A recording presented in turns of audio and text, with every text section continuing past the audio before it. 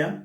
Da amin'ny fivariana lehibe indray raha lasana vavamalala fa ny benay tena komena aminao eto androany anatin'izao fandarantsika vavaka fiambenana zay rahanao amin'ny fandarana andramoka izao ny akiradio mpikamba anatinatiny vavaka fiambenana ny groupe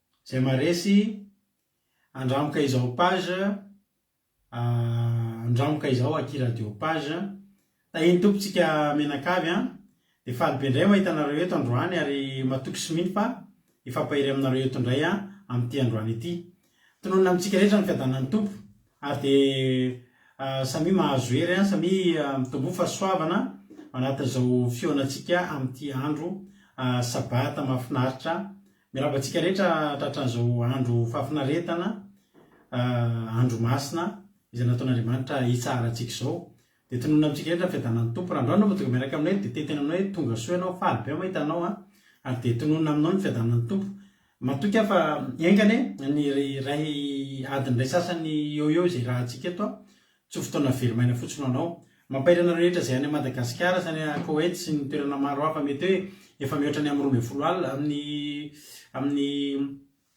12 alina latsaka mihitsy zao aminareo de zaho tena mivavaka ary mitsotra aminareo mba tsy ho velomaina zao fotoana laninareo zao fa tena ahitanareo fahasoavana ahitanareo fitahin'Andriamanitra raha lasana vavamalala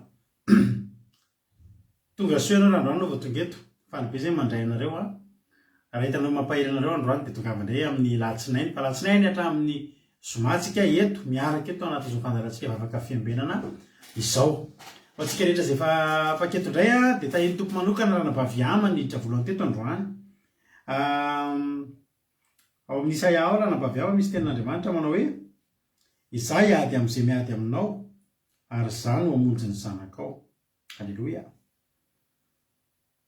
Izaho no hiady amin'izay miady aminao ary izaho no hamonjy ny zanakao.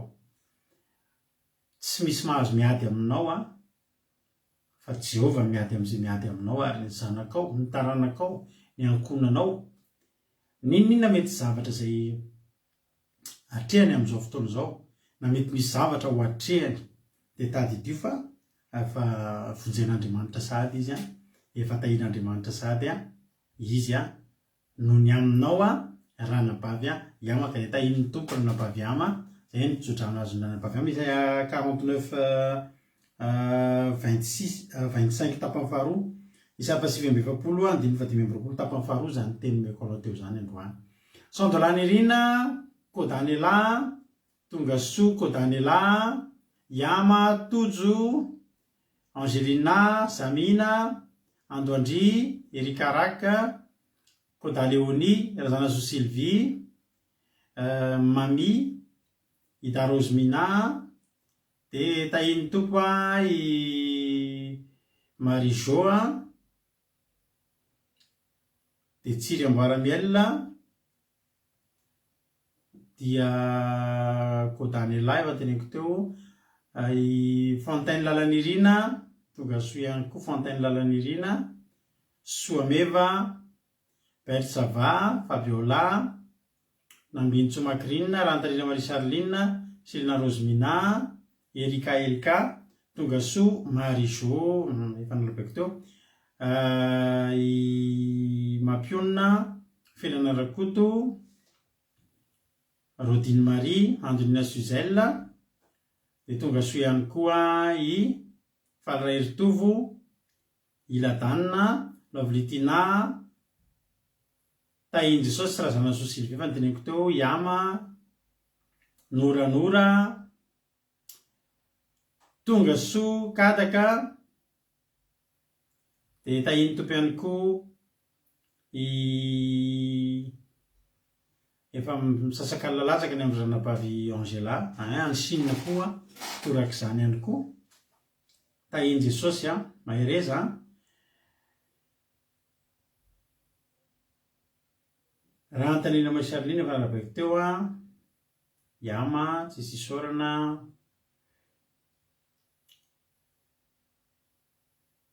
Alleluia.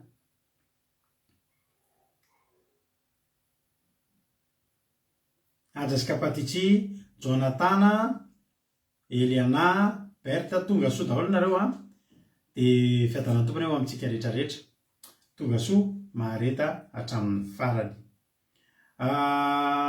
Ndao arytsika aloha milohan'ny zavatra rehetra ndao hivavaka ndao tsika metraka ny fotoana eo am-pelatanan'Andriamanitra hitondram-bavaka izao fotoana izao mba ho fen'ny fanatrian'Andriamanitra izao fotoanantsika izao.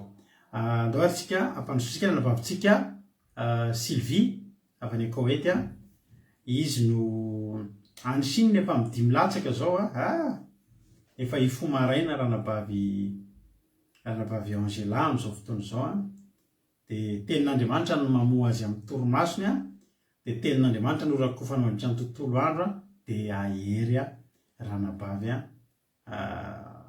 Angela. Tahin'ny tompo ianao tsika moa nendrareo efa ho maraina ny andro tsika ty alina raha pitsy indray tsika anaty sabaty efa atory tsika mbola anaty fiderana maireza.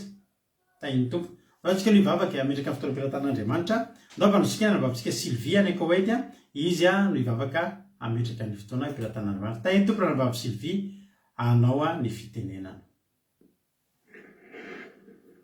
Tahin'i Jesosy pasteur mianakavy, tahin'i Jesosy atsika rehetra izay manaraka izao vavaka fiambenana izao. Mbola hiara-vavaka atsika hanomboka amin'ny fotoana. Ry Jesosy malalo, misaotra anao izay mbola narovanao nandritra ny tontolo andronay ka mbola tafiona amin'izao vavaka fiambenana amin'ny alina izao. Tompo malalo, betsaka ny fampitana vitanay tsy mifanaraka tamin'ny sitraponao, na tamin'ny fihetsikay, na amin'ny zavatra hitan'ny masonay, na amin'ny fonay, ary ny fiteny sy ny zavatra maro samihafa. Ifonanay tanatrianao izany Jesosy malalo, dobo amin'ny ranao izahay, satria ianao ilay zanak'Andriamanitra be indrafo. Jesosy malalo, tonga amin'ny ora andraisanay ny teninao, tendeny lelan'ny mpanomponao, ary sokafo ny vavany mba ahafahany mampita ny hafatrao aminay tsirairay avy. Ary ny mpanomponao hamelabelatra izany Jesosy malalo, omehery izy, omehery ny fanahy masonao izy mba ahafahany hampita ny hafatrao aminay tsirairay avy. Ary izahay mpihainy koa Jesosy malalo, atao mpihainy mpankatoa fa tsy mpihainy mpanadino. Ary ny fitaovana ampiasainay eto Jesosy malalo, rakofa amin'ny rano soa. Ary izay mbola enan-dalana, oka ianao Jesosy malalo anafaingana ny dina mba ho tonga soamantsara amin'izao vavaka izao. Mino Jesosy malalo fa manatrika ianao amin'izao alina izao. Dia raha sy laza voninahitra atolotra na ho anao rery ihany. Halleluja. Amen.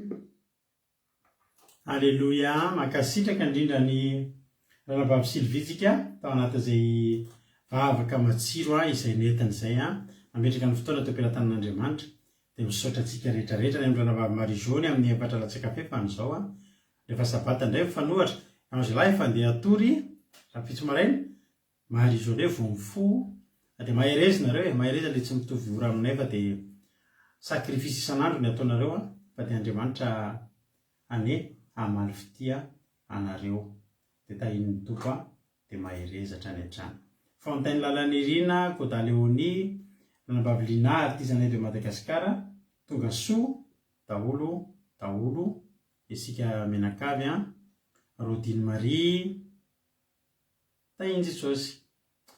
Ndao arytsika metraka ny fotoana ndao tsika emira andao tsika ame voninahitra n'Andriamanitra aloha. Androany moa dia rehefa zoma ohatr'izao matetika dia averitsika amin'ny ohatr'ny taloha indray matetika rehefa zoma efa tena tamintsika hoe zahako no mitondra tenin'Andriamanitra eto androany dia zahako mitondra tenin'Andriamanitra eto indray amin'ity androany ity ifampaherezantsika menakavy.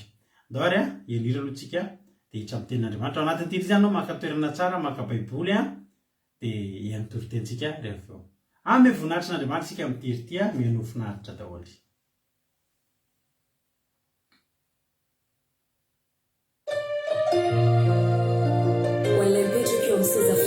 Suan zanakunja min soch miat sin vunaj al fazakana majekse.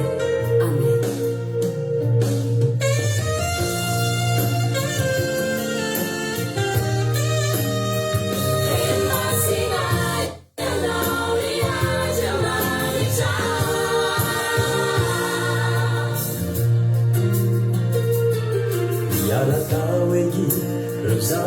Israely marobe kanetin'Andriamanitra namakivaky rano masimbe tsy teno afabaraka ny zanany fa tiany asehony voninahiny olo folo fa izy no tompo teny farany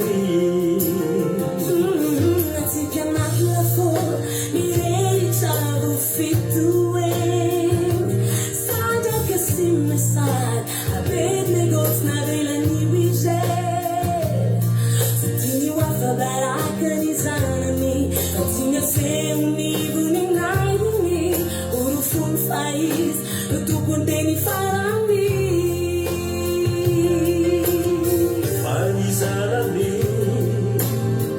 Asalitanami de aukadiriku wisi Fuminai chale wana Relai di pesa ke wami seza pinjanana Izo tulu chai wana Izo fideranizo ufanu meza munina Sala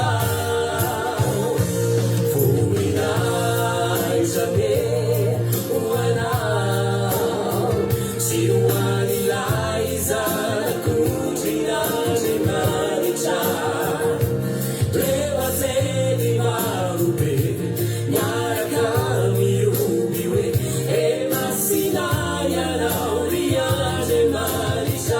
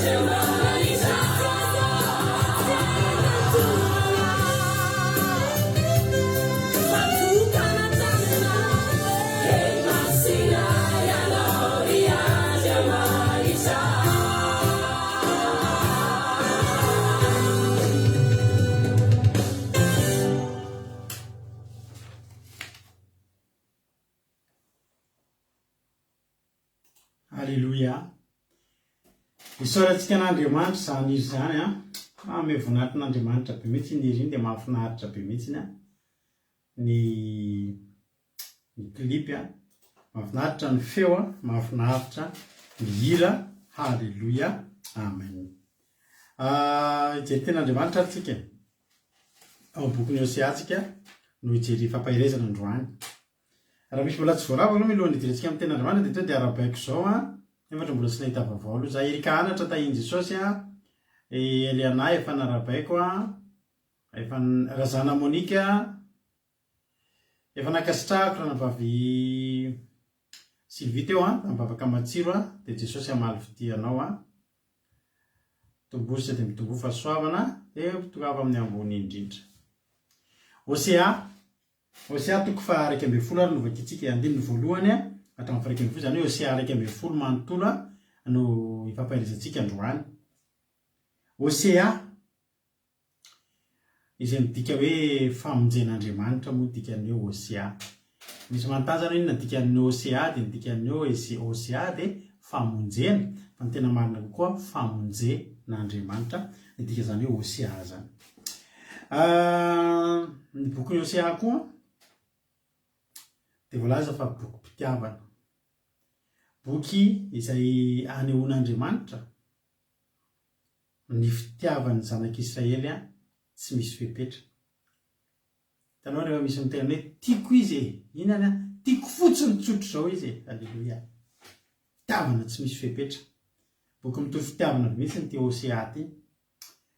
Ary ny soramandry amin'ny Osea toko 1:10 dia hoe ny amindran'i Jehovah fo amin'ny Israely na dehibe aza ny helony. Rehefa olona tianao dia rehefa nananao zavatra tsy nety taminao ary dia satria tianao izy dia resiny le fitiavanao azy le fahateziranao aminazy. Mihoatra lavitra noho zany Andriamanitra amintsika ry havana malala. Tena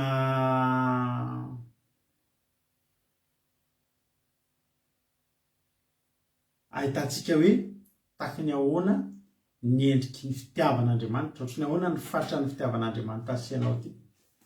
Ary tokony hampahiry antsika indray amin'ny fiarahana amin'Andriamanitra. Osea toko 1:10 andininy voalohany naran'i Jesosy manao hoe fony mbola zaza Israely dia tiako izy ary natsoky hiala tany Egypta ny zanako. Noho nisy ny antso azy dia vao maika nandositra ireny izy. Ho an'ireo bala kosa ny amin'ny zavatra tao fanatitra ary ny sarin-javatra voasikotra no andoroany didika azo manitra. Fa izangy eny nampianatra ny Efraima andeha eny notrotroko tamin'ny sandroko azy izy nefa tsy fantany fa zany nanasitra anazy. Tamin'ny kofehy fitarian'olona no nitariako azy dia tamin'ny mazaka ny fitiavana. Ary efa toy izay manainga ny fehimbava eo ambanin'ny valan'ny ranony ka nanolokanina azy tsy moramora. Tsy hiverina ho any amin'ny tany Egypta izy fa Asiriany mpanjakany satria tsy nentiny bebaka izy. Ary noho ny fisainany dia hisy antsodina eo an-tanany ka andrava sy andevina ny hidiny. Mihodina amiko ny oloko ary na dia antsono amin'ny avo azy izy samy tsy mety miainga akory. Andininy fahavalo, ataoko ahoana no fafohanao ry Efraima na ho fanolotra anao ry Israely. Ataoko ahoana no fanao anao ho tahaka ny Adma, ataoko ahoana no mametraka anao ho tahaka ny Zeboima. Honena ny foko, mafy loatra ny alahelo. Tsy hanontolo foa na handringana ny Efraima intsony fa Andriamanitra fa tsy olona. Dia ny ray masinao aminao ka dia tsy ho avy ampatezerana amin'ny rehatra. Raha inireny Jehovah herina toy ny liona izy izy no herina dia anatona mikofotra izy ary avy any andrefana ny zanaka. Anatona mikofotra avy any Egypta toy ny vorokely izy ary avy any amin'ny tany Asiria toy ny voromailala ka dia ampitoeriko ao an-tranony o Jehovah. Halleluja, amen. Halleluja. Hoy ny ten'Andriamanitra hoe maniverina amin'ny andininy voalohany tsika fony mbola zaza Israely dia tiako izy. Vao tany Akibo Esau sy Jakoba dia efa nitopazany mason'Andriamanitra io Jakoba ry havana. Jakoba mantsy le Israely eto. Ny fitiavan'Andriamanitra zany dia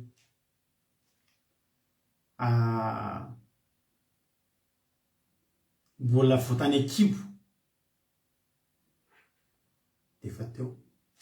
Mbola tany akibo i Jakoba dia efa tian'Andriamanitra.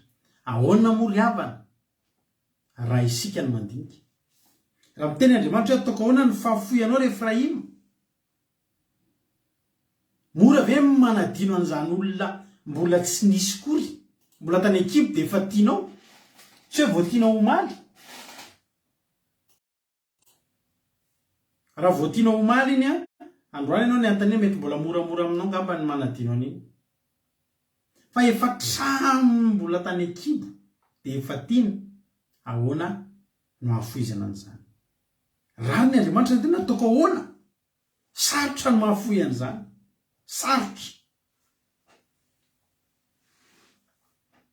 Fony mbola zaza Israely izy dia efa tiako izy. Inona moa ny zaza? Le zaza koa mbola tsy nahiny tia nge. Andriamanitra tsy miandry anao tia azy, vao tiany ianao.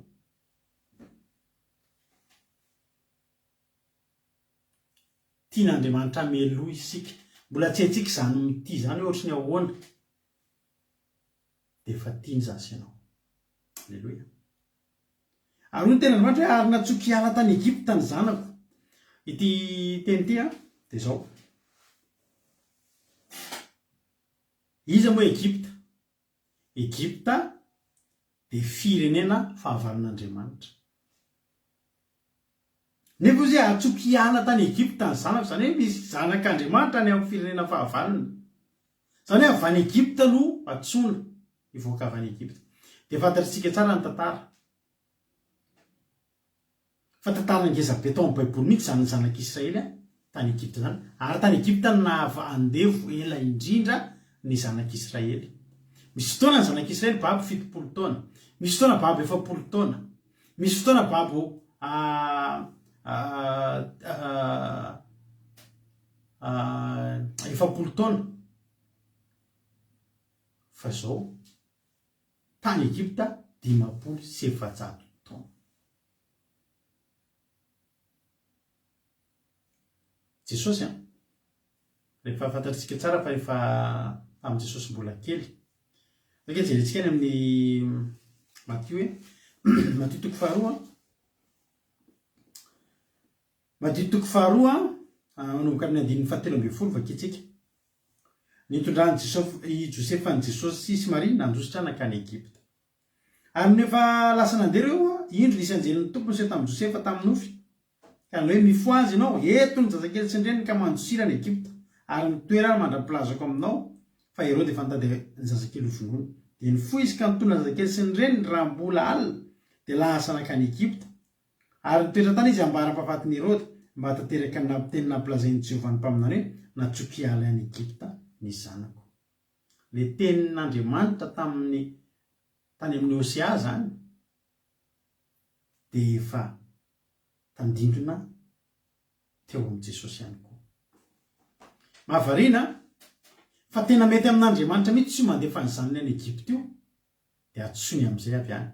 Inona ny atson'Andriamanitra? Ny verina avy tany Egypta Jesosy verina teo amin'ny taniny dia nanomboka nanambara sy naneho ny voninahitr'Andriamanitra. Izany hoe io Egypta io zany toerana hiaingana. Dia rehefa miverina avy any Egypta misy tantara vaovao soratana. Ary raha jerentsika tsara Jesosy eto dia izao natosika izy hatateraka an'ilay teny tany amin'ny Osea teo dia natosika naprisia ohatry naprisian'Andriamanitra Herode hitadiny ain'i Jesosy. Raha tsy izany tsy niala teo Josefa. Dia lasa ohatry ny alefa forcé miainga any Egypta hoe miainga ao Egypta zany ny fiatombohan'ny tantara ny zanak'Israely. Ny zanak'Andriamanitra zany manomboka ao Egypta. Aza gaga ianao raha natosiky ny fiainana, natosiky ny tranga ka tonga any Egypta ny fiainanao.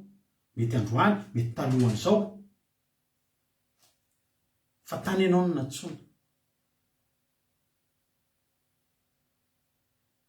verina vany Jesosy dia voalaza ny tenin'Andriamanitra ny Isaia 8:7. Inona ny tenin'Andriamanitra? Ary hoy izy tamiko, mpanompoka ianao ry Israely io izay entiko mampiseho ny voninahitro. Inona zany ny ataon'ny Israely miverina avy any Egypta? Ny fivoahan'ny zanak'Israely tany Egypta dia fijoroana vavolombelona tamin'ny androm-piainan'ny zanak'Israely. Tsy mila nitory-teny kory, tsy mila nampafantatra an'Andriamanitra tamin'ny olona kory ny zanak'Israely, fa mieritreritra ny namohan'Andriamanitra azy tany amin'ny tany Egypta dia niororo ny fahavalo.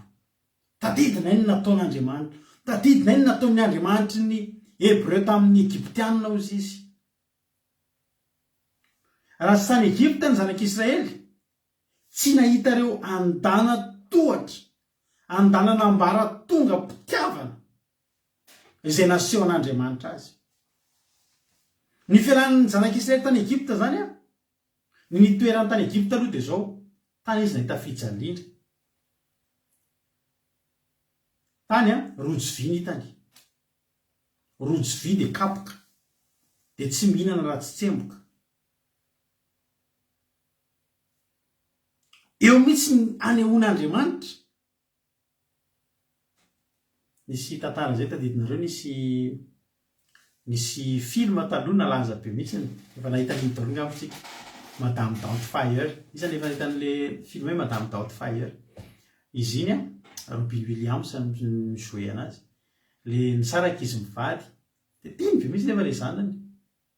Dia mbola te hiaraka amin'izany dia mody nanao telereniny zany, ilay vady zany tsy maintsy sahirana miasa dia tsy maintsy mitady mpitaiza zaza. Tadidika iny dia mody nanao endrika ramatoa be izy mba ahafahany mitoetra ao anatin'ireo zanany ao an-tokantrano ihany, miara-miaino ihany zareo, hoe mba izy mpitaizan'ilay zaza. Dia zatra nataony tamin'ireo miantso an'ilay ramatoa izy, mandefa anonsa ilay ramatoa hoe mitady mpiasa, mitady mpanampy. Dia mody miantso izy dia mody manao masika be aloha. Dia kivy ilay ramatoa tsy maintsy dia avy amin'izay izy mipotratra hoe tsara manato dia voaray izy. Raha-pahaviliana azy rehefa nahita Madame Doubtfire. Dia ohatrany hoe Andriamanitra rehefa aneo fitiavana dia ataony hitantsika mihitsy hoe ohatrany ahoana zany tsy eo aminy, na rehefa ny any Egypta mihitsy aloha. Dia hitan'ny olona amin'izay fotoan'izay ny mahasamihafa zany eo amin'Andriamanitra sy tsy eo amin'Andriamanitra. Hitan'ny olona hoe taky ny ahoana ny fiainako miaraka tamin'ny Farao, ohatrany ahoana ny fiainako miaraka amin'Andriamanitra. Hoy Andriamanitra hoe natsoky ala avy tany Egypta izy. Saingy ny zavatra mampalahelo dia zao. Reto avy ny zavatra nataon'Andriamanitra. Rehefa navoaka ny avy tany amin'ny tany Egypta, dia ohatrany mbola zaza zany nivoaka avy tany. Zaza amin'ny fanompoana an'Andriamanitra, zaza amin'ny fahalalana an'Andriamanitra. Hoy Andriamanitra hoe zany nampianatra azy nandeha. Dia nitrotroko tamin'ny sandroko izy.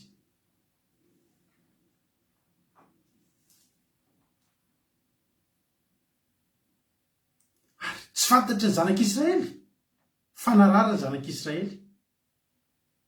Nieritreritra hoe sitrana fotsiny izy.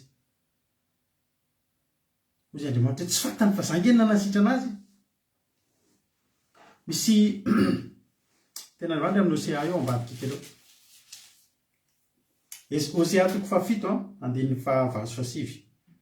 Efraima dia miaroaro amin'ireo firenena. Efraima dia efa tonga hapepa tsy voavadika, lany ny vahiny ny heriny, nefa tsy fantany akory zany. Eny, efa mipiboly izy, saingy tsy fantany. Tsy nahatsiaro tena mihitsy zany reto Efraima reto. Abetsaka ny olona amin'izao fotoan'izao tsy mahalala fa efa mitotongana dia mitotongana ny fiainany, fa tsy mahatsapy izy. Ary ny olombelona dia zao mitotongana ny fiainany tsy tsapany efa mipotika ingeza ny fiainako izany dia manao hetsika Andriamanitra ambadimbadika ao manasitrana azy fa heveriny fifahalalana ny fiainana. Be dia be olona tsy mahatsapa fa Andriamanitra manao zavatra ao amin'ny fiainany. Tanareo misy an'ireny olona ireny hoe misy olona hoe matetika rehefa misy andreny olona hoe ohatra tratrany krasy ny avy an-danany nanao loza mpiara-manidina zany de tsy azony zareo atsaina mihitsy ny hoe fitiavan'Andriamanitra ozy izy le rangaha anankiray nampalilo anazy tenin'le rangaha anankiray hoe nandeha daholo ny maty daholo ny olona ato anatin'ny aeroplanina izy tsy maty de zao mba teniny sady mimeme izy ry havana mbola tsy tiany losifera ao izy mbola nandahana any afo be sady mimeme fotsiny izy sampany olona fa raha mbola velona izy androany Jehova ny manasitra anazy misy olona mpanao atsika na ohatra misy olona maromaro zao atsika nany Madagasikara misy olona zao mpanao hiran'izao tontolo zao mpanao hiran'izao tontolo zao narary voasitrana aveo de zao ny vadiny voalohany za tsy hiran'izao tontolo zao zany hoe hira evangelika misy le olona mpanao kidaladala eny narary efofaty sitrana vo me kidaladala noho teo aloha reny olona reny le volazan'ny tenin'Andriamanitra hoe tsy fantany fa zany nahasitrana azy fantary fa ianao ny ohatran'io tsy ianao ny mafy misy olona tsika reny rehetra zavatra nalovako tsy mbola nalovanareo fa ty mbola ety any ohatrany te ampise hoe zaky tena ninninona nalovako ianao ninninna olana nalalovanao mbola tsy mipika kely ohatran'io ianao mbola tsy mipika ianao mbola tsisy nanombinana ianao io de tady dio tsy ianao ny mafy fa ao ambadika ao Andriamanitra miaro anao araka ny tenin'ny Angela Jesosy ny mafy fa tsy ianao Alleluia fa tsy fantan'izany ozy izy jerenareo tsara ny zavatra nataon'Andriamanitra tamin'ny zanak'Israely tamin'ny kofehy fitarian'olona no hitariako azy de tamin'ny mazaka ny fitiavana mazaka ny fitiavana zany de zao tady mazaka tsika samy malala tady mazaka raha tady kely tsy mazaka fa tady mazaka zany le tady ngeza be reny natao hisarihana zavatra mavesatra natao hitazomana zavatra mavesatra natao hisitomana zavatra mavesatra fa Andriamanitra rery manana ny hoe mazaka tady mazaka ny fitiavana kofehy fitarian'olona mazaka ny fitiavana ane mahita tady mazaka fitarian'olona ianao fa fitariana amin'ny fitiavana tsy mare marary zany ianao tariana amin'iny tsy mare sitositona zany ianao amin'iny fa natao hitariana anao amin'ny fitiavana misy fotoana ngeravana arahan'Andriamanitra ngeravana zay sitrapotsika reto eny any izy manaraka atsika mitarika atsika amin'ny ritma atsika za mitenao mbola tsy ritmanao io mbola tsy ritman'Andriamanitra hitariana anao io fa ritmanao io te hivavaka itsika de mivavaka te hanadiro an'Andriamanitra tsika de manadiro te hijery Facebook tsika de mijery misy baiboly eto misy telefônina eto tsy le baiboly sokapatsika fa ny telefônina fa arahan'Andriamanitra amin'ny onjanitsika anao alim-bavaka ianao alim-bavaka efa niomana hatramin'ny ovinanao anao alim-bavaka tonga le alim-bavaka voatsy nanonoko akory ny vavaka voalohany ira voalohany fa te atory be mihitsy ianao tsy andronao zay tonga am'le andao hivavaka maharitra de ao am'izay anao mivavaka maharitra be tokoa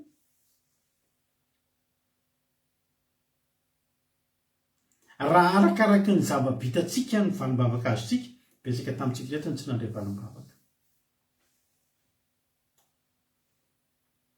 hoe tena niandry atsika tenina hoe tenina ara-panatsy misy ohatr' zany Andriamanitra vao namaly vavaka tena tsisy nahazo valim-bavaka tsika reto tena ampanao zany fa ny mazaka ny fitiavan'Andriamanitra fitarian'olona ihany tariana ihany tsika fa mivilivily ihany tsika fa ny mazaka ny fitiavan'Andriamanitra mbola mitazona atsika eo ihany lehibe ngeravana ny fitiavan'Andriamanitra asianao io e. Lehibe ngery havana ny fitiavan'Andriamanitra asianao io e.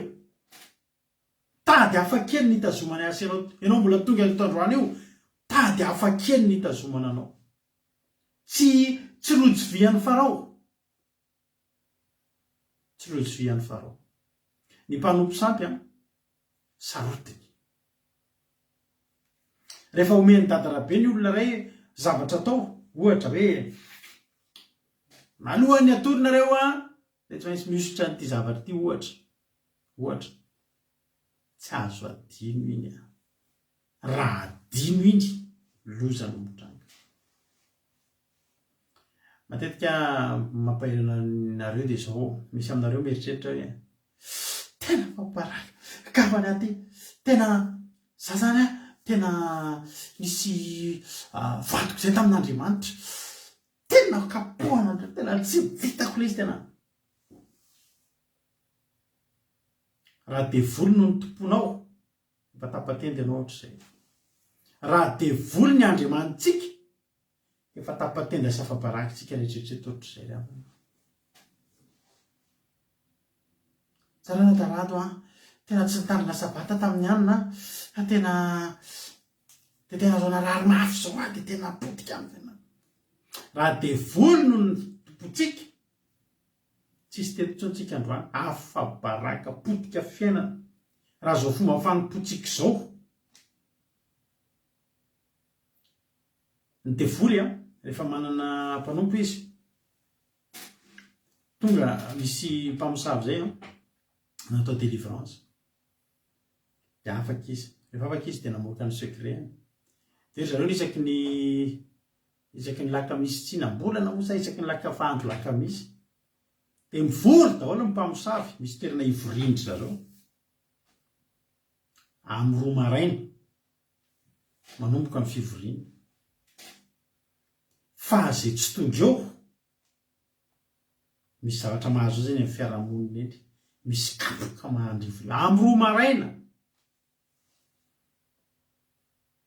fa mba teteny amintsika androany raha Andriamanitra miteny amintsika hoe ry havana anao live zahako amin'ny roa maraina fa mahasa atsika fa de anao live amin'ny roa maraina de ny atokotany ny ataotsika ny amangatsitsika eny ny ataotsika tsy mahazo mitapy botifotsy anareo zao misy mitapy botifotsy nge tsy maninona zany misy aminareo reo ampandry efa milatsaka fotsiny le telefona inona ary le telefona hoy zareo mitapaka ny feo fa nareo mitapaka ny feo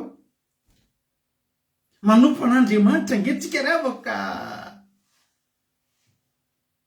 tsy azo lazaina ho tsara tsy azo lazaina ho tena hoe tena izy fa za teny aminao ritmanao io arahan'Andriamanitra tady mazaka tsy avelany tafiala ianao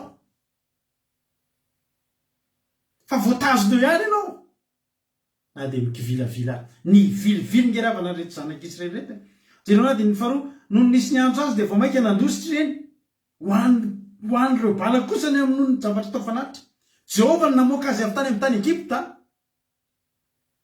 Jehova ny tondra azy any amin'ny tany Kanana ny bala mantsy de Andriamanitra ny Kananita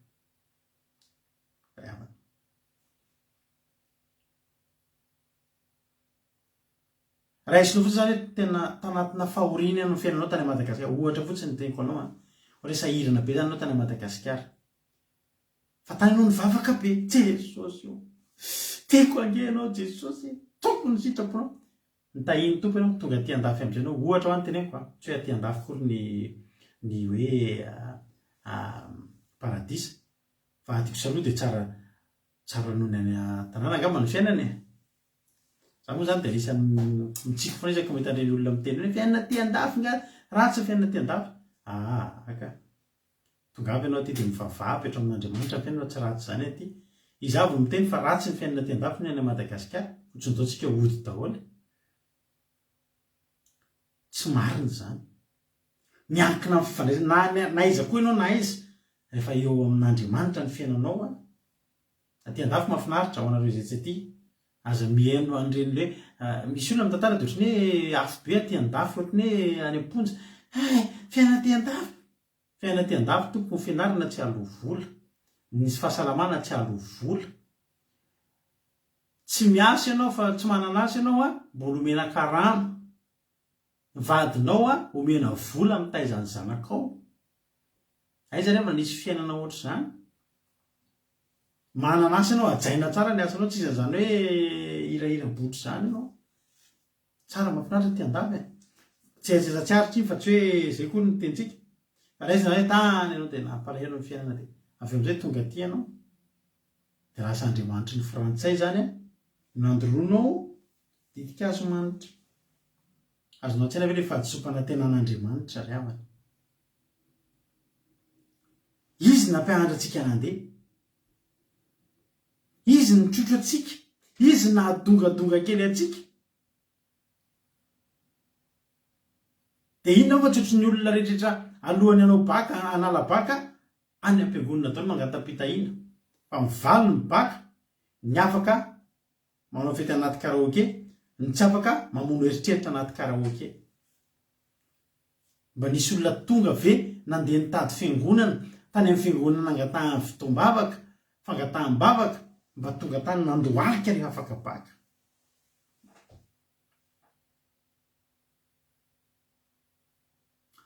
re tsy manana taratasy ara-dalàna mijaly ny andafy tsy voatery mijaly koa nefany be dia be ny olona tsy manana taratasy atya tsy voatery mijaly raha nabavy Marie Charline fa misy foana zoan'ny olona rehetrarehetra tya na tsy manana taratasy tsy manana taratasy ianao voapetraka telo volana tena dia paraisy ny fanjakana tanana ny fahasalamanao rehetrarehetra manana droit ara-dalàna tsara mihitsy nao na tsisy taratasy ary fa misy fotsiny kosa ny zavatra zay tombotsotso azonao rehefa mbola tsy manana taratasy ianao fa mipetraka ty ianao misy fanajananao foana ty fa tsy mijaly zany zay zany aloha azoko lazaina azoko afaka miasa ny olona tsy manana taratasy afaka tsabona ny olona tsy manana taratasy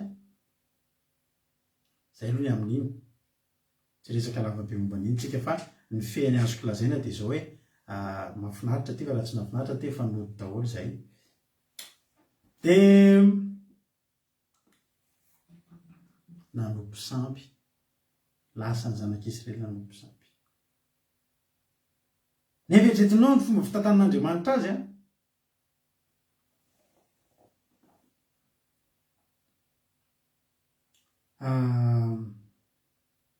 tamin'ny fevitarian'olona ny tariako azy dia tamin'ny mahazaka ny fitiavana ary efa toy izay manainga amin'ny fehimbavy eo ambonin'ny valan'ny ranony ka nanolo-kanina azy tsy moramora nareo efa tratrany hoe narary nareo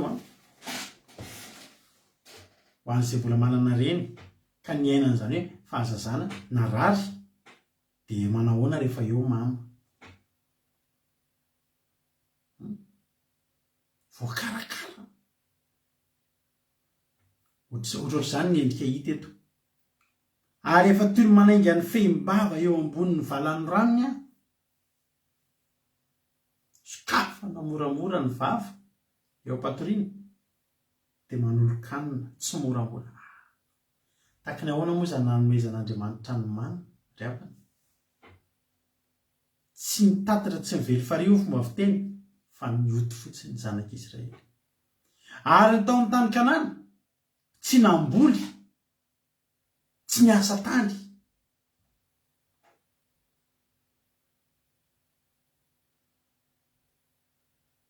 tsy namboly tsy niasa tany fa namatana vokatra alleloia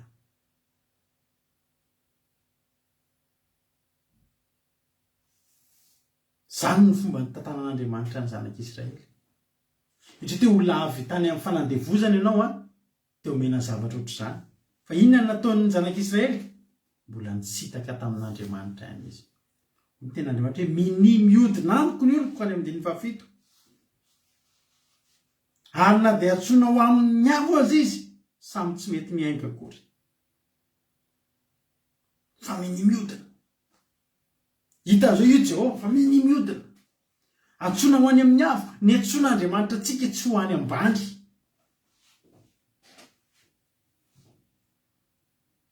voakarakara tsara ozy izy lalà rehefa eo mamafelana rakoto jo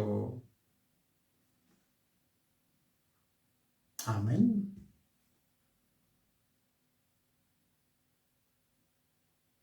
nampalahelo Andriamanitra saingy zao ry havana marary na de zany aza ny zavatra misy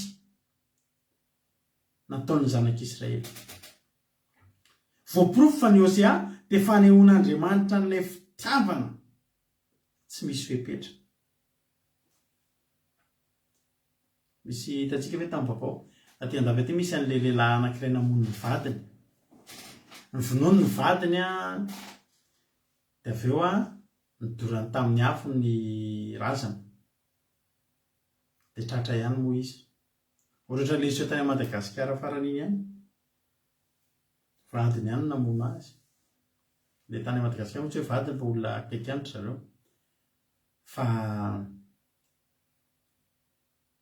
tantara-by mihitsy iny teto andafy iny tena tamin'ny fandevenina lehilahy tena mitomany be tena manao izy ihany namono le vadiny.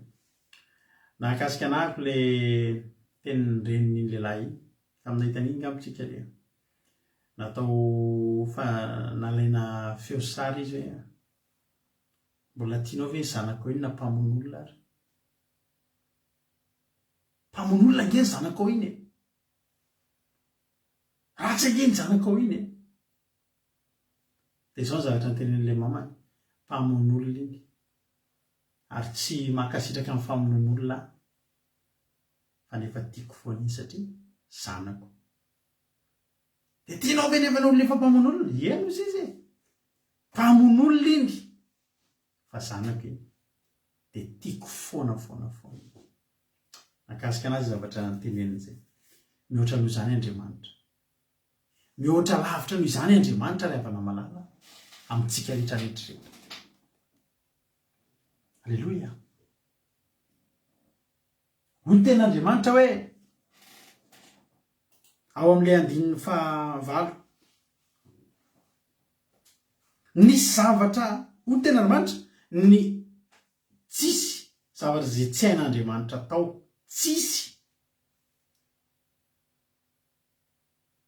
Manokatra ranomasina hain'Andriamanitra, mampisy mazava hain'Andriamanitra, mananga ranomaty hain'Andriamanitra, mandritra ny rano hain'Andriamanitra, mamindra tendrombohitra hain'Andriamanitra. Inona zavatra tsy hain'Andriamanitra? Fa eto misy zavatra ray tsy hain'Andriamanitra. Teo ianao vao hitan'Andriamanitra vakana zany ataoko ahoana? Ohatriny antsika sena manao zavatra anankiray haintsika daholo ny zavatra. Fa rehefa manao zavatra hafa ianao ataoko ahoana?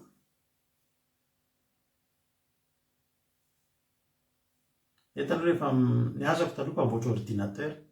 Rehefa ohatra mamboatra ordinateur de misy ordinateur efa courant be efa fatao isan'andro manao an'izy ianao. Tsisy tika. Zay taloha manolo reny hitanareo le écran na ordinateur portable reny de kilalao an'ilay sy namany mihitsy manao fifaninana hoe firy minitra no vitanao. Na 3 minitra mahery ny farafahabetsany vita manolo an'io écran na ordinateur portable io. Misy modèle na ordinateur mora atao kely 3 minitra de vita vita. Gaga ny client ndray fifaninanany mihitsy tamin'izany. Fa misy fotoana izay technicien reto rehefa misy an'le fitaovana voavoaka, misy ordinateur vaovao de simba, tsy vaovao anaty carton de tsy velona. Nefa mbola tsy hainao akory, mbola tsy misy na ny vidéo fanamboarana an'io ary. De mifampiantso ahoana ny fanamboarana an'ity zavatra ity satria ny zavatra rehetra ianao mantsy rehefa ohatra zany na ianao nge te hanamboatra ordinateur ianao hanamboatra zavatra ianao anaty tranonao any de afaka mijery amin'ny YouTube ianao mahita fomba fanamboarana an'ireny.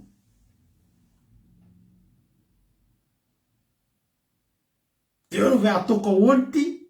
Ka ny zavatra rehetra hain'Andriamanitra tao. Tsisy zava-mahagaga tsy hainy. Fa indremy mandeha teto Andriamanitra ny teny hoe ataoko ahoana? Misy zavatra tsy hainy. Misy zavatra tsy hainy. Raha tsy hain'Andriamanitra voalohany aloha dia ny mandainga. Dia eto koa misy zavatra ray tsy hainy. Ataoko ahoana? Vaka ny sain'Andriamanitra. Teo voagaga ny olona hoe misy zavatra tsy hain'Andriamanitra tao. Ataoko ahoana no fahafoy anao ry Efraima? Tsy haiko ny mahafoy anao. Nanompo sampy ianao. Tiako afoy. Fa tsy haiko ny mahafoy anao. ny jangajanga ndray ianao rehefa tsy tiako ny fijangajangana tokony afoko ianao fa toko ahoana ny afo ianao. tiana Andriamanitra loatra. Efraima rahalahany Manase, zanaky Josefa, zavikely ny Jakoba. Na de teo ary izy roa lahy dia ny antefa tany amin'ny Efraima ny fitiavany Jakoba. Tiany kokoa. Tsy fantatro raha i Manase ka manovoteny teo mety tsy nanontany Andriamanitra toko ahoana ny fahafohy ry Manase, mety nafony ve? Fa Efraima nanao tsy nety teto.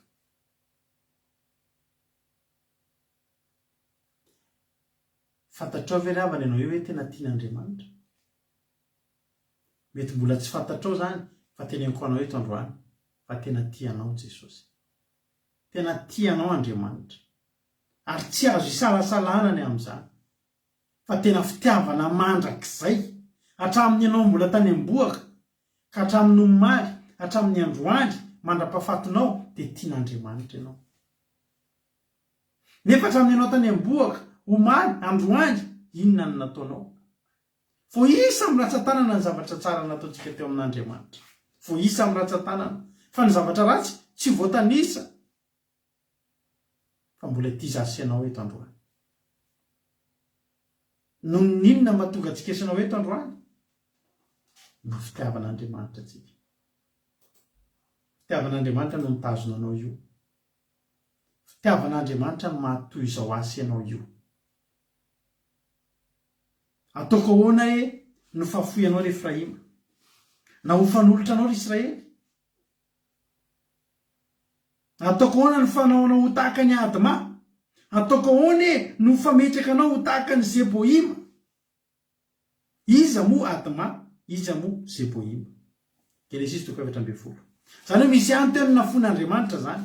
Misy any teo no natolotra Andriamanitra. Genesis 2:7 vakiko aminay. Maraparanantsika azy. Genesis 2:7 andiny vavahady. Dia nivoaka ny mpanjakan'ny Sodoma sy ny mpanjakan'ny Gomora sy ny mpanjakan'ny Adma sy ny mpanjakan'ny Zeboima ary ny mpanjakan'ny Bela dia Zoara zany. Reo firenena rehetrareo fahavalon'Andriamanitra avokoa. Loha laharana jeneraly amin'izany dia Sodoma sy Gomora. Fa manaranaraka azy dia Adma sy Zeboima. Mbola misy reo Bela,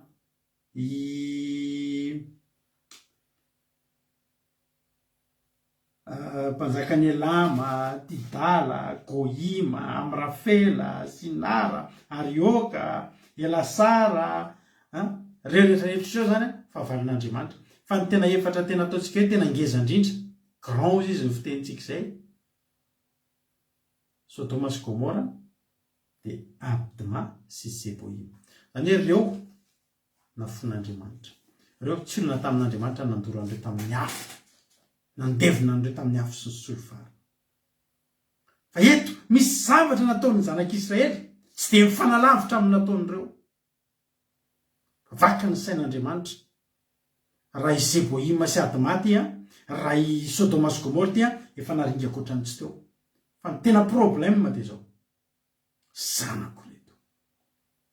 Mbola tany akibo reto dia tiako. Tady mazaka amin'ny fitiavana ny tantanako an'ireo hatramin'izay. Tena tiako reo. Ataoko ahoana ny fahafohy azy. Ataoko ahoana ny fandringanana azy. Honena ny foko izy Andriamanitra ary mafy loatra ny alaheloko. Tao anatin'izany fisafotofotony zany dia raha napakevitran'Andriamanitra tsy hanotoro fo ary tsy handringana ny Efraima intsony aho. Fa Andriamanitra fa tsy olona. Zany hoe ny fitiavako tsy mitovy amin'ny fitiavan'olona. Ny fitiavan'olona manao indray mandeha indroa vitan'ny mialatsiny fa mifanteliny niny gidona niny kiatra tsy mihemotra intsony. Fa amin'Andriamanitra ry havana izy Andriamanitra hoe zaho tsy olombelona fa olona. Raha tokony ho avy ampahatezerana mirehatra dia ho tsaroko fa misy tady mazaka ny fitiavana fitariako azy. Fitiavana no hitantanako an'ireo. Androany dia teny aminao ny fitiavan'Andriamanitra asianao tsy fitiavana vao miserana,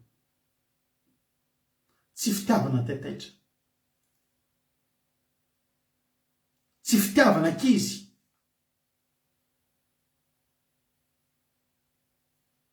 tsy fitiavana amina tombontsoa, fa tena fitiavana tsy misy fepetrariavana. Tian'Andriamanitra ianao io. Za hitanao ty tena tian'Andriamanitra. Maro ny tsy fatanterahako, mety misy koa ny tsy fataterahanao, ary matetika Andriamanitra ny te handatsaka afo amin'ny fiainantsika. Fa misalasala mafy Andriamanitra, ary tena nikorotana ny sainy ataoko ahoana ity zanako ity. Fa tena tiako nefa tokony haringana. Raha ny rariny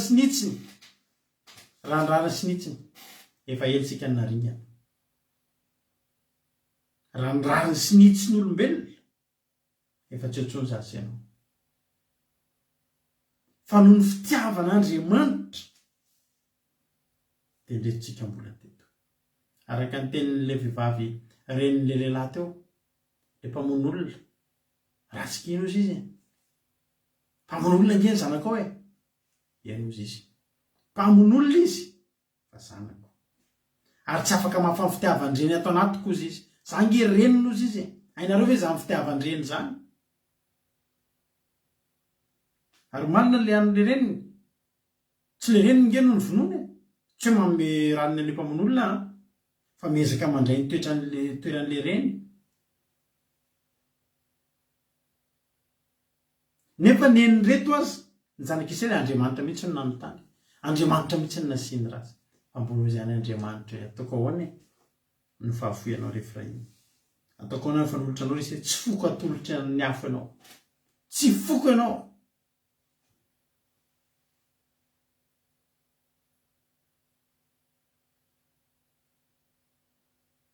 Ry havana malala. Hitotika amintsika rehetrarehetra androany manao hoe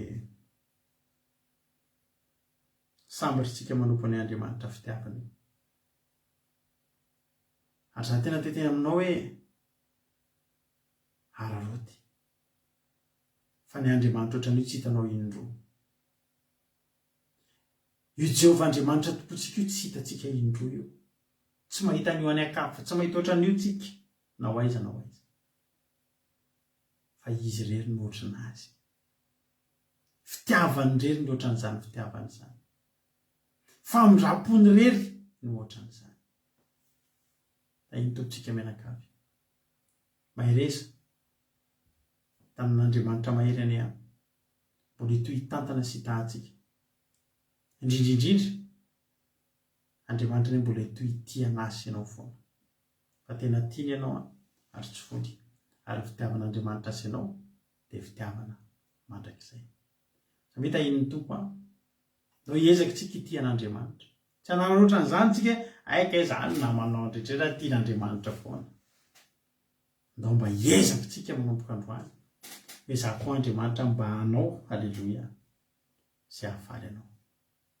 Otahiny tompany antsika menakavy, tsy hafon'Andriamanitra izany ianao. Amarino ny dimy manomboko izao. Andao hiara-mandeha amin'Andriamanitra. Aza misolo Andriamanitra. Fa ampitsika io Andriamanitsika io. Amen.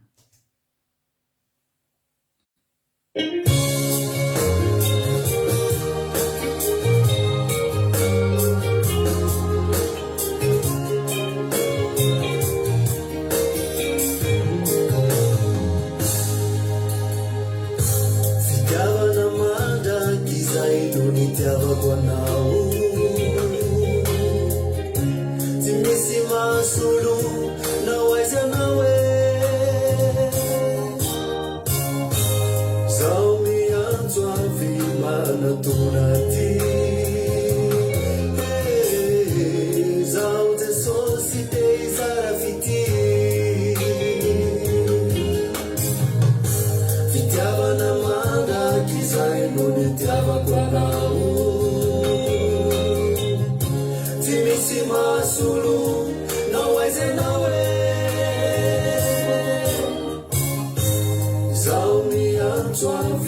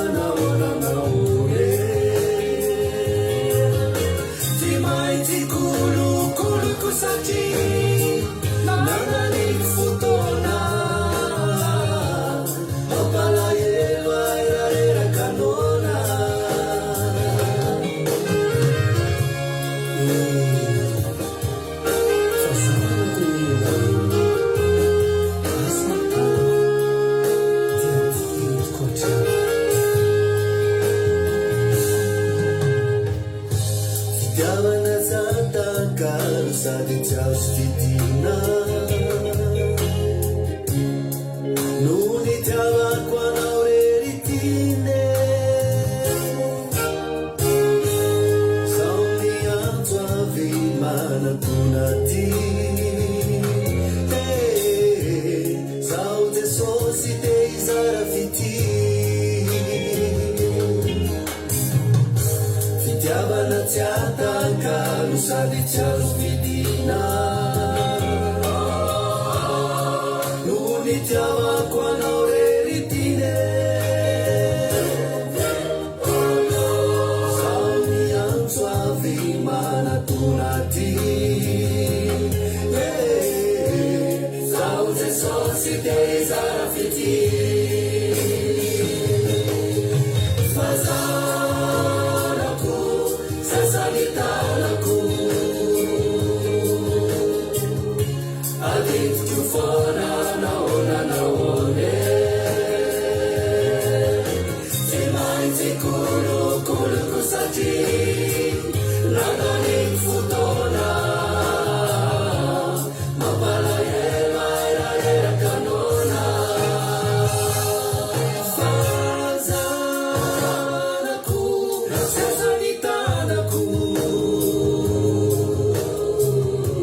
aditiko fona naone tsy maintsy kolokoloko satria nananiko fotona mampalahelo eraerakanona asatanako aditiko fona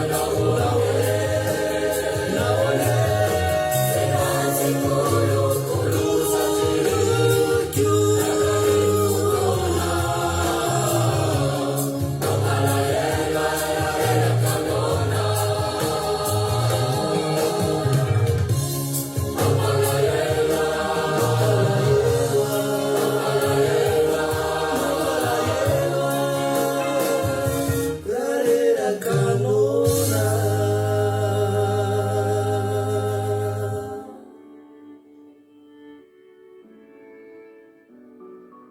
Alleluia. Ataontsika tonombavaka ry havana zany ataontsika ry havana hiara hiteny ataontsika hiteny amin'Andriamanitra hoe Jesosy eo tena hoe raha tsy eo ianao Jesosy raha tsy eo ny fitiavanao Andriamanitra tsy mba ohatro zao zay taizany ny hafarako sy ny hafaranao ry havana raha nampitovian'Andriamanitra tamin'ny Sodoma sy Gomora sika ny zavatra nataontsika ingery havana ny fahotantsika ingery havana tsy dia mifanalavitra amin'izany nefitsika zanak'Andriamanitra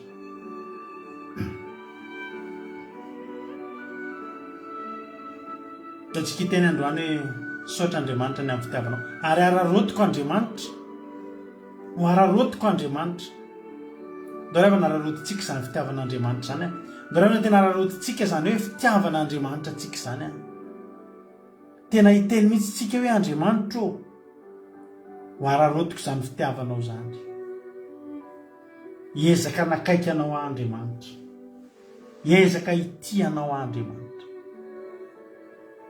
misaotra Jehova misaotra ny amin'ny tsy nanikianao sy ny tsy nahaizanao na foy anay eto anatin'izany olonay zany misaotra Jehova Andriamanitra misaotra fa tena tianay tokoa ianao Andriamanitra tena nomba anay tokoa ianao Andriamanitra tena nitantana anay foana ianao Jehova tsy nafoy anay ianao Jehova tsy nanao ny marina izay Jehova ary raha ny zavatra nataonay dia ny zavatra ratsy ny betsaka noho ny tsara ianao tsy nitsahatra nanao zavatra tsara teo amin'ny fiainanay Andriamanitra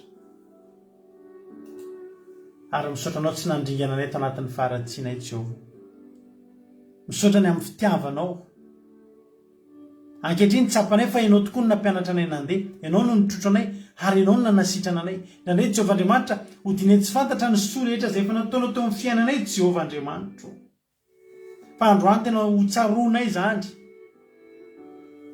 ary tena ho atambatra ny teny manao hoe tsy ohatr' izao izay raha tsy ianao Jehovah tsy ohatr' izao ny fiainanay raha tsy ianao ny Andriamanitra ny tomponay Andriamanitra manana Andriamanitra miavaka isika ary havana malala manana Andriamanitra miavaka isika ary havana malala za tena teteny aminao raha misy miterana hoe andao atakalo an'ity Andriamanitra ity ny Andriamanitra ao aza manaiky fa tsy mahita ohatra n'io tsonitsika ary havana tsy mahita ohatra n'io zasy ianao na hitady aiza isika na hitady aiza tsy mahita Andriamanitra fitiavana ohatra n'io Jehovah Andriamanitra isika ary havana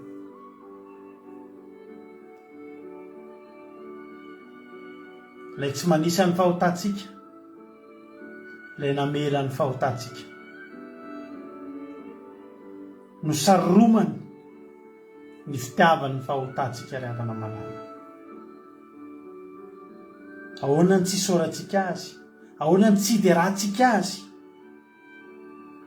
raha ny zavatra izay nataony tamin'ny fiainako sy ny fiainanao efa mandinidinika an'izany ry havana dia matsapy ianao hoe manana Andriamanitra tsara sady mahafinaritra Andriamanitra lehibe sady mahafinaritra ry havana Andriamanitra tsy haitoaina Andriamanitra tsy haitoaina rehefa hanasoa ny fiainanao izy tsy voasakana tsisy mahasakana fa rehefa nisy ratsy ny fiainanao izy tsy vitany izany ny tenany ihany no manakana ny tenany tsy hanisy ratsy asy ianao ny tenany ihany no manakana azy tsy hafoy asy ianao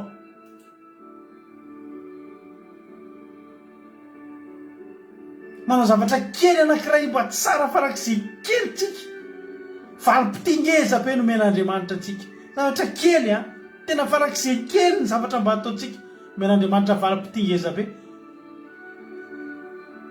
fa manao zavatra ratsy tsika mbola tsy nafony ihany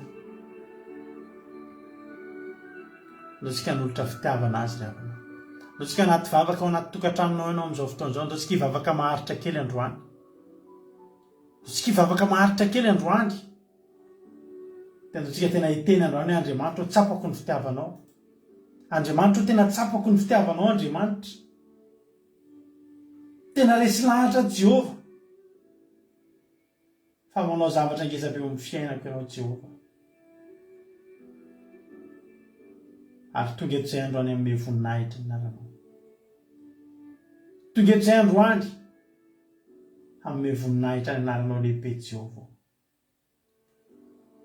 tsy takatry ny saina ny fahalehibiazanao ary tianay omena voninahitra ianao tianay omena anao ny voninahitra satria mendrika an'izany ianao Jehovah mendrika an'izany ianao Jehovah samy mivavaka amin'izao fotoan'izao samy manolotra valim-pitian'Andriamanitra samy manolotra valim-pitio an'Andriamanitra zasy ianao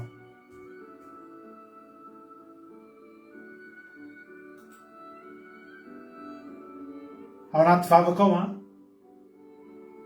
manolora teny ianao androany ampitomboy ny fitiavanao ambarao ny fitiavanao an'Andriamanitra tena teny mihitsy hoe Andriamanitra tena tiako angenao tena tiako angenao Andriamanitra tena mamiko angenao Jehovah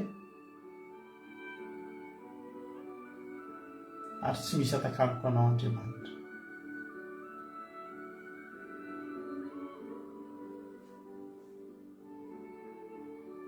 misaotra Jehovah misaotra Jehovah amen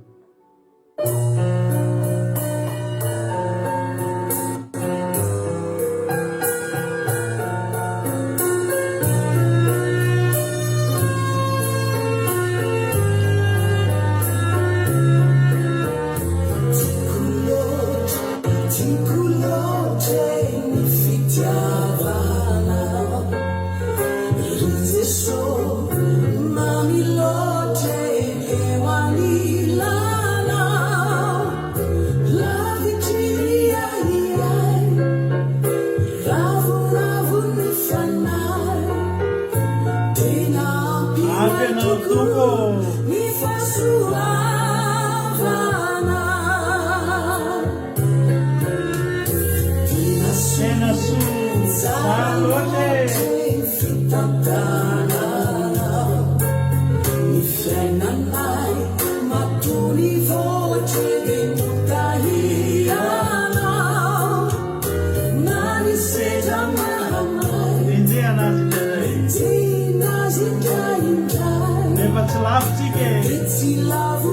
Wala mzuri Jehova ni adu asema patia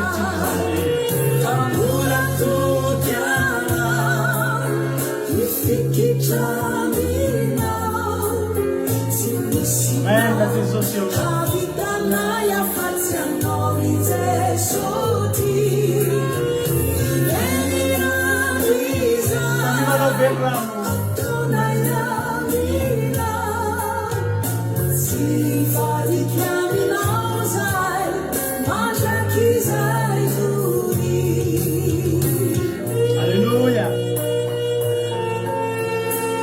Azambat yang Andriamanitra mandrakizay toritorianao ray avanà. Sisy navitan eo amin'ny fiainanao tahaka izao. Tiako loatra ny fitiavan. Alleluia.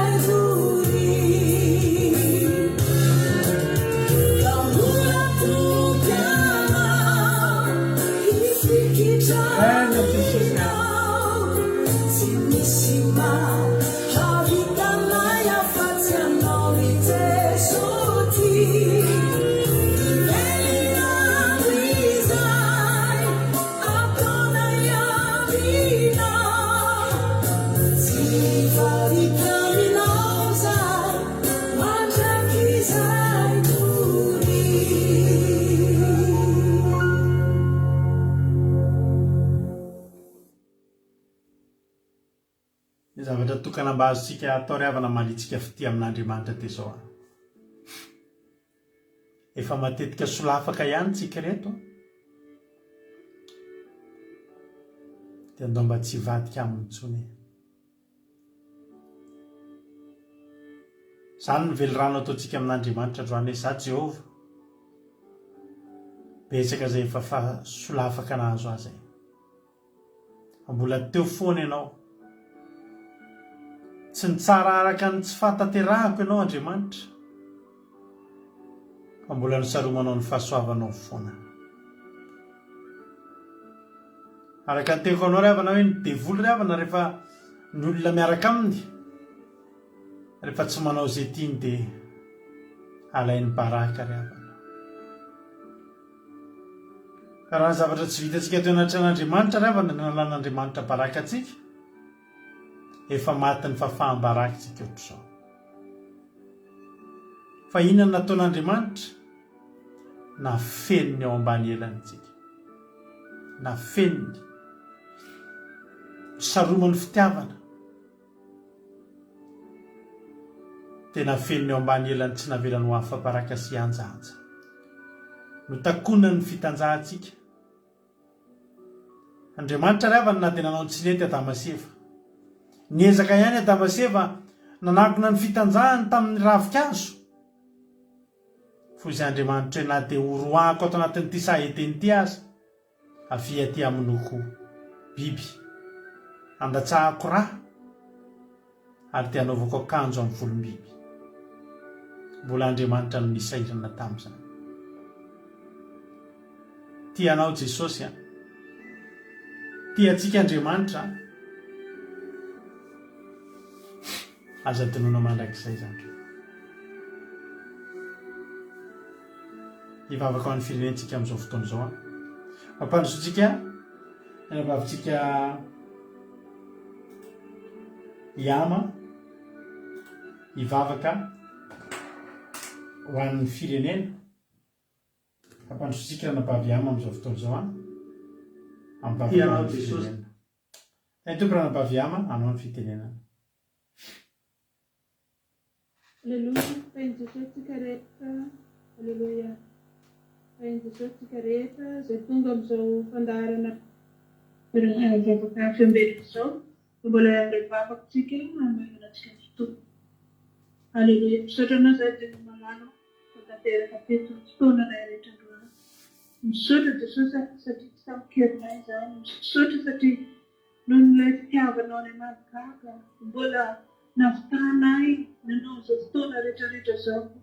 Nantondra teninao teto na mivavaka na nitondra ny fitiavana mivavaka rehetra nisarotra teto izany rehetra izany Jesosy malala. Noho ny fitiavanao, noho ny fandikasana fanainao masina ka nanome hery, nanome connexion nahatonga anay nahatotosa izany rehetrarehetra izany. Makasitraka ilay masina tsara indrindra ny teny mamy mbola nahavitondray ny mpanofanao androany izay tena hoe manome fanantenana anay, manome hery anay satria tena hoe mahagaga tokoa Jesosy malala fitiavanao anay. Mahagaga Jesosy malala ka engany Jesosy tena hoe miskirinao zahay, engany tena hoe akasiky ny tsirairay avy zany teninao zany ka tonga ny tsirairay avy. Tena hoe hipikitra aminao Jesosy anamboatra ampitombo izao fitiavanao anatiny izany ny tsirairay avy. Dia misaotra Jesosy malala ny fampitombona ny teninao masina izany ka voatsara ny fony tsirairay avy ny teny izay nomenao anay tsirairay to mankasitraka Jesosy.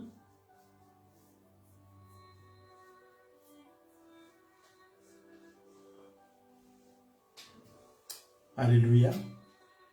Tapaka angamba ny connexion anabavy iama moa efa tapitra tokoa ny vavaka izay nataony a. Misaotra azy tsika tamin'izany vavaka matsiro izany a. Andriamanitra manankirepasoavana ny maly fitenona anabavy iama tamin'ny asan'Andriamanitra izay vitanao teto androany. Dia tahiny tompo a tombositra mitombo fasoavana. Fa ny biara araka taminareo teto androany tapitra ny fandarantsika. Raha mbola sogany amin'ny rao lanitra Jesosy a. Dia rapitso a eo anetitsika ao anaty fandarana. Commencement kely famitiny totena rapitso amin'ny sivy maraina araka amin'ny raha Jonatana sy raha tozitsika. Alleluia. Dia ao aorianan'izay a miditra anaty Zoom ianareo rehetra izay maniry araka anao commencement aminay a. Dia afaka mandefa MP amiko nareo dia ameko anareo ny code-na Zoom. Dia manao Zoom tsika rapitso manomboka amin'ny amin'ny folo sasany eo a amin'ny 1:12. Dia manomboka indray ny tapitra ny Zoom dia manomboka indray tsika amin'ny 2 ora sasany a ny sekoly sabata ho an'ny ankizy anaty Zoom daholo zany. Dia amin'ny 2 ora sasany a manomboka ny fotoam-bavaka tsika. Tarika fotoana mampionina dia mitory tena rapitso a fotoam-bavaka sabata irahanao amin'ny Aki radio. Tahiny tompo falibe tena araka taminareo a. Dia maniry ahitanareo somatsara indray rapitso a raha mbola tsy tonga Jesosy. Samy tahiny tompo a mahereza daholo a. Aki radio .radio12345.com afahanao mianao ny japeo Aki radio a. Radio Aki radio.radio12345.com. Dia samy tahiny tompo a. Saotra nahatratra amin'ny farany a. Amen.